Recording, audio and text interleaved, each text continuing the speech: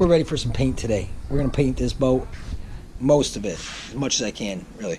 So, bottom came out great. Every single one of the rivets is covered in epoxy, which I showed you yesterday. G-Flex stuff looks fantastic, and it looks like it's gonna hold up. I mean, this stuff is solid.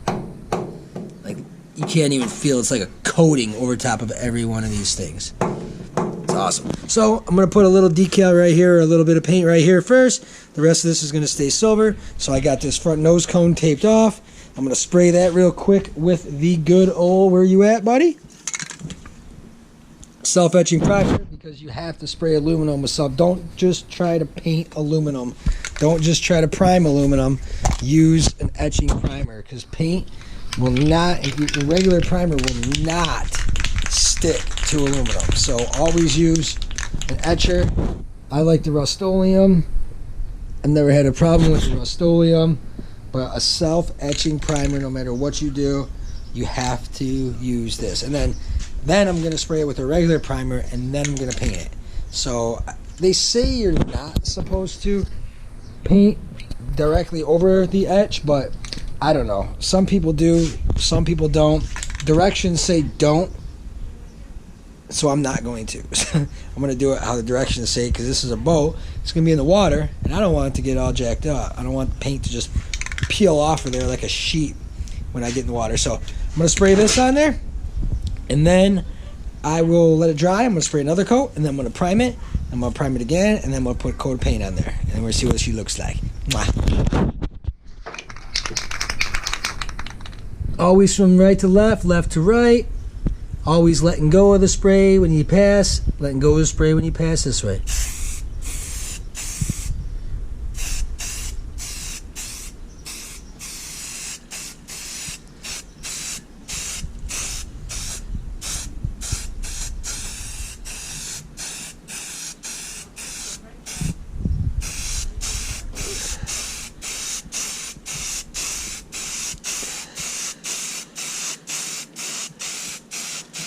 We'll do 2 light coats. You don't want to put it out too heavy.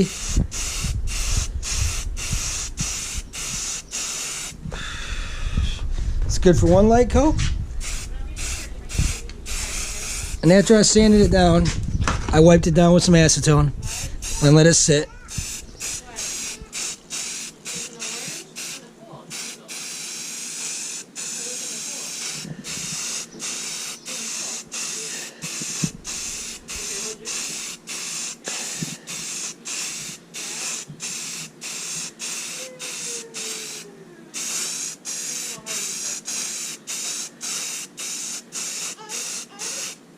There it goes.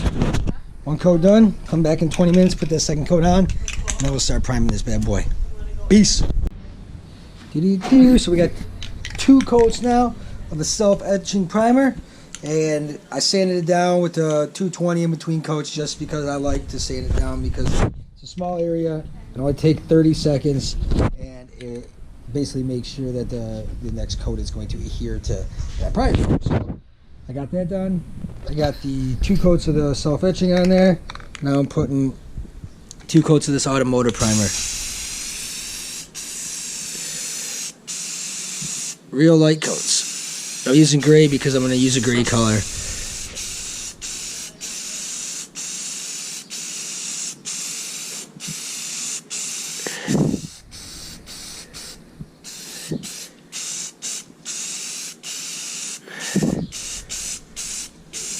Real light, real light. There's going to be some, you're going to see through a little bit, but I don't have a problem with that because I'm going for 2 coats, and that second coat's going to seal that up too. So I don't want it to be on too thick. It's a hot day today. It's like 80, 85 degrees.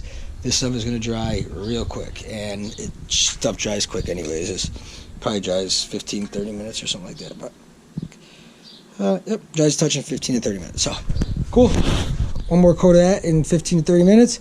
And then I'm going to start laying out that jungle green and that Ford gray sitting over there. It's going to look tight. Be right back. Here we are, back at it again. Let me get you. What's happening there, fam? So, where we're at tonight is So I'm doing a little stuff. I told you I'm doing a little something crazy. It's gonna, some may like it, some may not.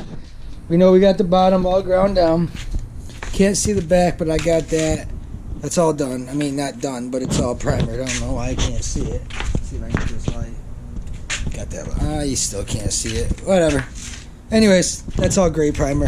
I self-etched it, and self-etched it using that Rust-Oleum, as you know, and then I used that just regular automotive primer. And now on the front, I'm doing a checkerboard pattern, and I got that jungle green. That jungle green is going on right now.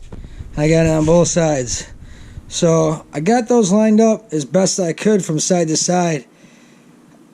We'll see what it comes out to be. Anybody gonna look at it perfect like this?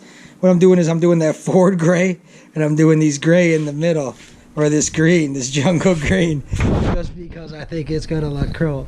That's gonna look cool. Coat number 2 coming up. There you go. Always shake the can for 2-3 minutes.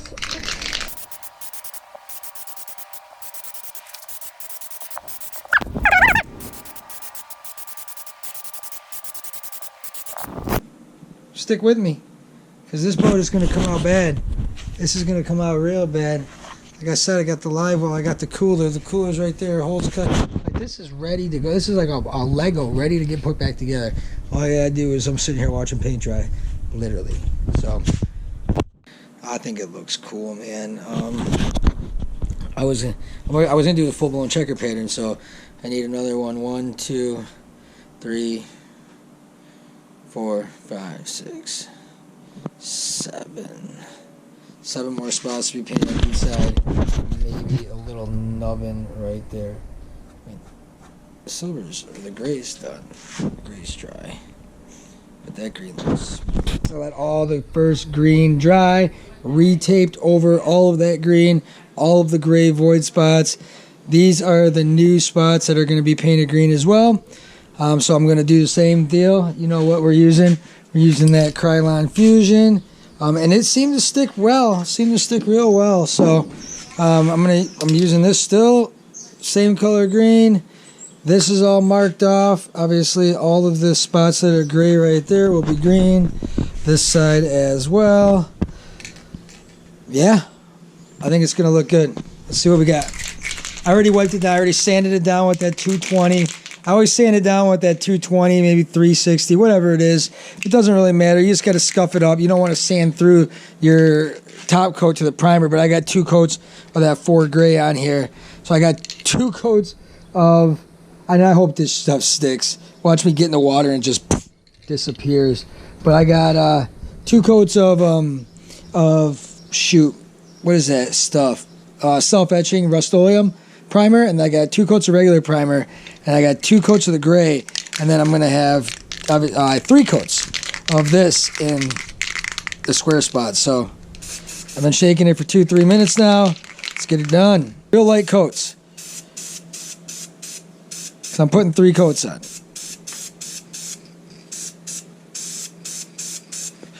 Hopefully it looks good afterwards. If not, like I said, it's ugly and she still floats. So we're still fishing, fam. Let's do this side real quick. Just want to make sure you get all the corners. I mean, like I said, putting 3 coats on. We'll get it. We'll get it real nice on there. I mean, you saw what it looked like the first time around. All right. 2-3 minutes. Put another coat on. See how that stuff is still wet. That paint pulling up, not pulling up a little bit, but it's muggy out. And be careful here because I don't want to. This other square is still fairly fresh, like 24 hours fresh. And this one, I can just get from here.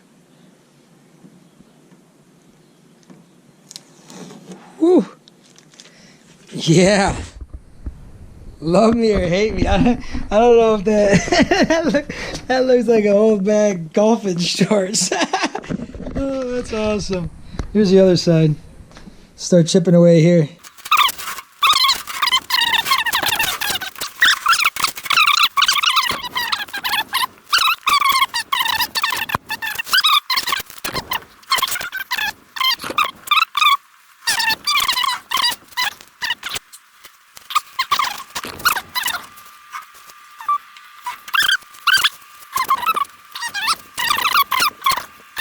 a bit of a matter, but okay. Well, I don't think she looks too bad. Does look like an old man in shorts. Looks like an old man bending over to pick his golf ball up. Look at that. How gaudy and ridiculous is that? God bless. There it is. That's where we're at with it. I like it. I really do. I'm not lying. I'm not just saying it because it's mine. I mean, I would just say it because it's mine, but I really do like it. I mean, got the little spots down at the bottom. Little spot of gray, little spot of green. I made sure I kept everything the same. I mean, I don't know. I don't think I could have done better, to be honest. I really don't. And I think that looks pretty damn good. Tight lines, little spot right there in the corner. Like, I can deal with that. I'm not worried about that. But that is the jam, son.